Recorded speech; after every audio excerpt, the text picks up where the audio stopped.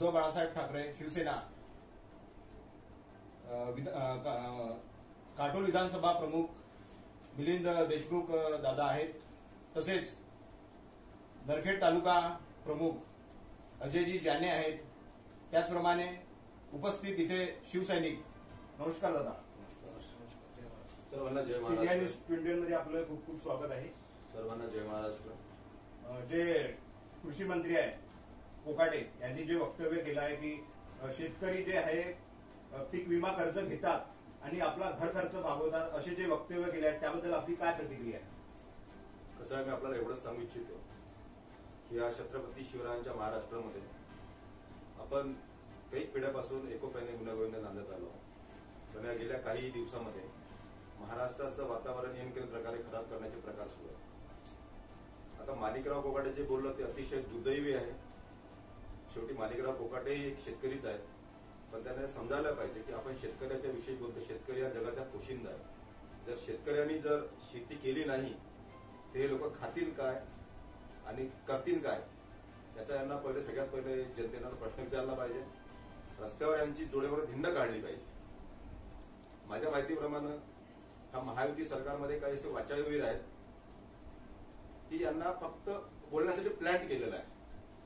पडद्याच्या मागचे यांचे बोलते धनी जे आहेत ते वेगळे आहे आणि फक्त जे यांना स्क्रिप्ट मिळते त्या स्क्रिप्टवर फक्त यांना बोलायचं काम आहे, जेणेकरून यांच्या बोलण्याने महाराष्ट्र वातावरण गढूळ होईल. आणि जे महाराष्ट्रातले जे मुख्य मुद्दे आहेत, मग ते रोजगाराचा मुद्दा असो, जो महागाईचा मुद्दा असो, असे बरेचसे मुद्दे आहेत की ज्याच्यापासून, जसं संतोष देशमुख हत्याकांड असो, असे खूप सगळे झालेले सूर्यवंशी हत्याकांड असो, हे सगळ्या प्रकरणापासून लोकांचं लक्ष विचलित करण्यासाठी महायुतीने असे वाचाळवीर प्लॅन केलेले आहेत. एवढं बोलून मी त्यांच्या शब्दाचा निषेध करतो, तीव्र निषेध करतो. त्यांनी मागे सुद्धा जे शेतकरी आहे 1 रुपया पीक विमा भरतात, परंतु तो 1 रुपया पीक विमा भरतात, परंतु तो 1 रुपया भिकारी पण घेत नाही, हे सुद्धा वक्तव्य त्यांनी केले होते. त्याबद्दल काय प्रतिक्रिया?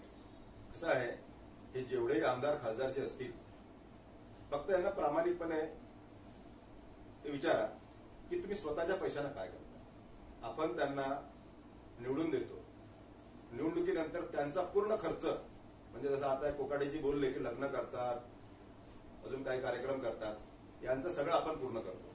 आपण यांना यांची उपजीविका आपण भागवतो. यांच्या गाडीचा पैसा आपण देतो, यांच्या पीचा पैसा आपण देतो, यांच्या फोनचे पैसे आपण देतो. हे सगळे लोक आपण जे टॅक्सपेअर लोक आहोत, आपल्या पैशावर या लोकांची मस्ती चालते. म्हणून या लोकांनी बोलायच्या आधी 100 वेळा विचार केला पाहिजे.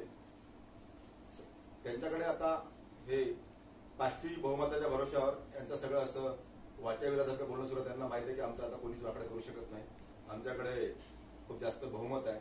त्याच्यामुळे तिन्ही पक्षामध्ये यांनी आपल्या आपल्या वाचावी सोडलेले आहे की बोलायचं आणि लोकांचं लक्ष इकडे तिकडे भरकटवायचं. त्याच्यामुळे यांच्या बोलण्यावर खूप जास्त यांना महत्व देण्यासारखे लोक नाही, मला असं वाटतं. मी आपल्याला एक गोष्ट दाखवू इच्छितो. हे जे आहे माझ्या हातामध्ये खेळणं, हे आहे महायुतीचे माणिकराव कोकाटे. यांना आपण जसं सांगू तसं जे बोलतील. हे सगळे महायुतीने लोकांचं लक्ष डायव्हर्ट करण्यासाठी प्लॅन केलेले खिलोणे आहे. म्हणून यांच्या बोलण्यावर खूप जास्त यांना सिरियस घेण्यासारखे लोक नाही. फक्त मी लोकांना एकच अपील करीन की यांची गावागाव जिथे मिळतील चपलाने धिंड काढली पाहिजे, त्या तोंडाला काळा फासलं पाहिजे. त्याचप्रमाणे आपल्या माध्यमातून मी सरकारला सांगू इच्छितो की निवडणुकीमध्ये तुम्ही जे आम्हाला तुमच्याकडून काहीच नको, जे निवडणुकीमध्ये तुम्ही आश्वासन दिले होते, आमच्या लाडक्या बहिणींना 2100 रुपये, ते त्यांना नियमित 2100 रुपये मिळाले पाहिजे. तुम्ही शेतकऱ्यांचं संपूर्ण कर्जमाफी करणार होते, ती कर्जमाफी झाली पाहिजे. बस आमच्या छोट्या छोट्या तुमच्याकडून 2-3 अपेक्षा आहेत, त्या तुम्ही पूर्ण केल्या पाहिजे. तुम्ही जास्त तुमच्याकडून अपेक्षा करू शकत नाही, कारण की त्या तुम्ही अपेक्षा पूर्ण करू शकत नाही, ही जनतेला पूर्णपणे खात्री झालेली आहे. म्हणून मी आपल्याला सांगतो, माहितीच्या सगळ्या जे आहे लोक त्यांना सांगू इच्छितो की याच्यानंतर कुठलंही स्टेटमेंट करताना शेतकऱ्याविषयी असो, रोजगाराविषयी असो, बेरोजगारीविषयी असो, ती आपल्या तोंडाला लगाम देऊन आपण जर आपले शब्द वापरले तर बरं होईल. कारण की आपला जो महाराष्ट्र आहे हा सुसंस्कृत महाराष्ट्र आहे. आपल्या महाराष्ट्राच्या संस्कृतीला गालबोट लागू नये एवढीच आपली अपेक्षा. जय जिजाऊ, जय शिवराय.